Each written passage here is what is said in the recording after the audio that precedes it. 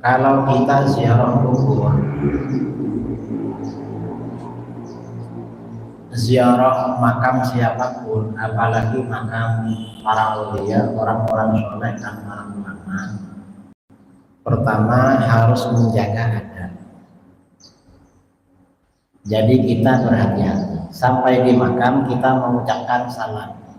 Assalamualaikum dara qaumin mu'minin wa inna insyaallah bikum lahiqun. Saya kemarin di Penyengat gak ada bacaan salam. Mungkin kalau kenal dengan penjaga suruh buatkan bacaan salam. Mengapa orang yang meninggal itu dibacakan salam? Karena mereka hidup. Kita masuk ke rumahnya orang kan mengucapkan salam, assalamualaikum. Kalau enggak kan enggak punya aturan. Atau lewat di depan rumah orang, ada orangnya kan permisi, assalamualaikum. Lah orang mati juga begitu. Jadi pertama mengucapkan salam.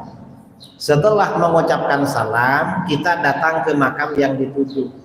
Yang afdal itu kalau kita mau berdoa, mau baca Al-Quran itu di arah kiblat, di sebelah baratnya kalau di sini.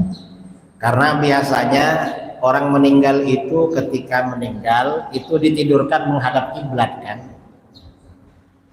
Nah setelah di situ lalu apa yang dilakukan? Setelah di situ maka baca Fatihah.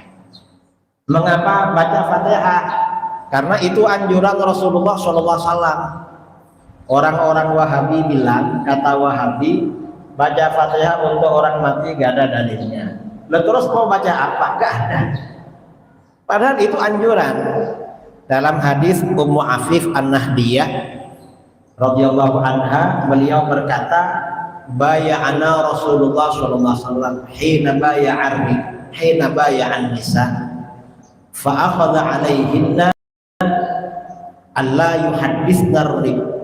yuhaddisna rajul illa mahraman. Rasulullah membaiat kami ketika membaiat kaum wanita.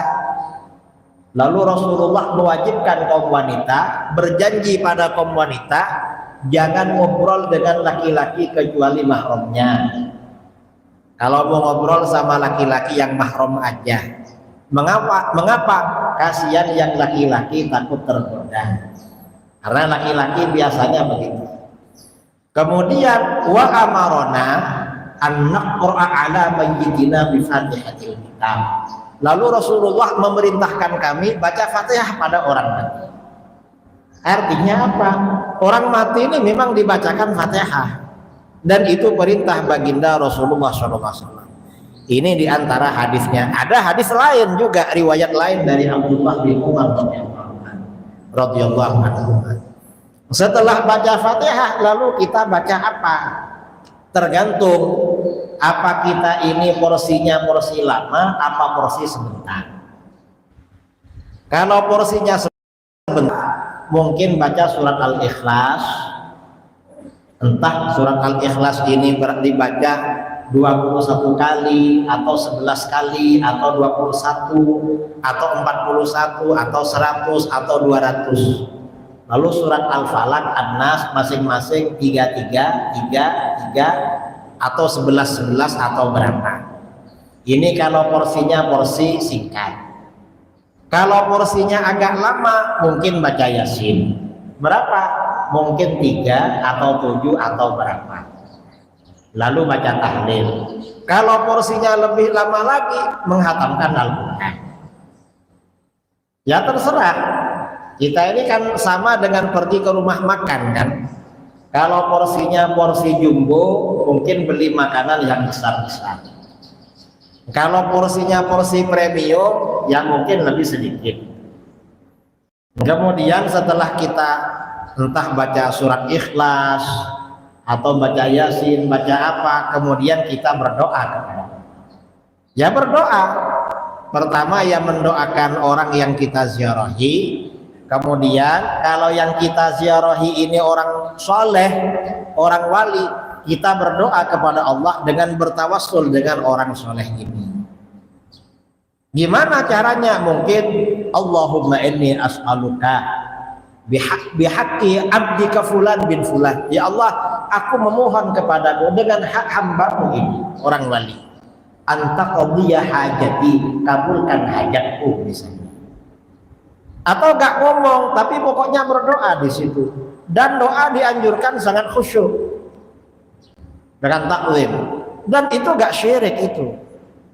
Kemudian kita gak perlu mengusap pusara, apalagi mencium pusara gak perlu, karena menurut Imam Ghazali, menurut Imam Nawawi gak perlu, karena memang gak ada dalil, gak dianjurkan. Tapi sebagian ulama fuqaha gak apa-apa mencium atau apa, asal niatnya gak, tujuannya gak niat mencium batu atau pusara. Kalau itu memang terbawa kondisi. Orang itu ya kadang-kadang terbawa kondisi, misalnya pulang ke rumah, istrinya gak ada, lagi pergi ke pasar, dia baru pulang misalnya dari Jakarta agak lama, yang ada di rumah kerudung istrinya, saking rindunya sama istrinya kan gak apa-apa kerudungnya dicium, masih bau istri saya misalnya.